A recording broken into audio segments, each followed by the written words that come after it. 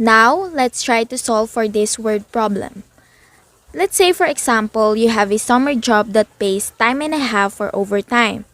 That is, if you work more than 40 hours per week, your hourly wage for extra hours is 1.5 times your normal hourly wage of 80 pesos.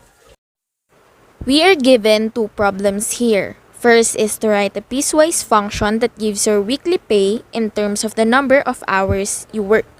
The second one is how much will you get paid if you work for 48 hours. But before we solve this, we are going to identify the given values in the problem. First is the working hours equals to 40. Next is the pay for normal hourly wage equals 80 pesos.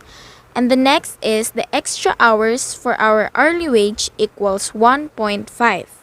Going back to our problem, we are going to solve the first one. P of H equals the 80, the normal hourly wage, times R's if R's is less than 0 but less than or equal to 40, our working hours. But what if the hour is greater than 40? Then we're going to solve equals 80 times 40 plus the 1.5, which is the extra hours hourly wage, times 80 and times hour minus 40. What is 80 times 40? Okay, that is 3,200 plus 1.5 times 80. That is 120. Then, times to H minus 40. If H is greater than 40. Moving on to the next problem, we're going to solve how much will you get paid if you work for 48 hours.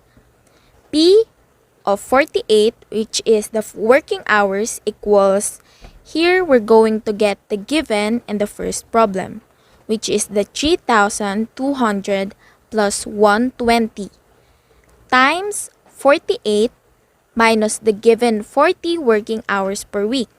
Let's first solve the given in the parentheses. What is 48 minus 40? Yes, that is 8. Then equals 3,200 plus 120 times 8. What is 120 times 8?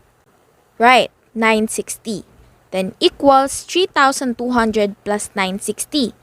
And if we add this 2, we will get the 4,160. Therefore, the 4,160 is the total wage you will get paid if you work for 48 hours.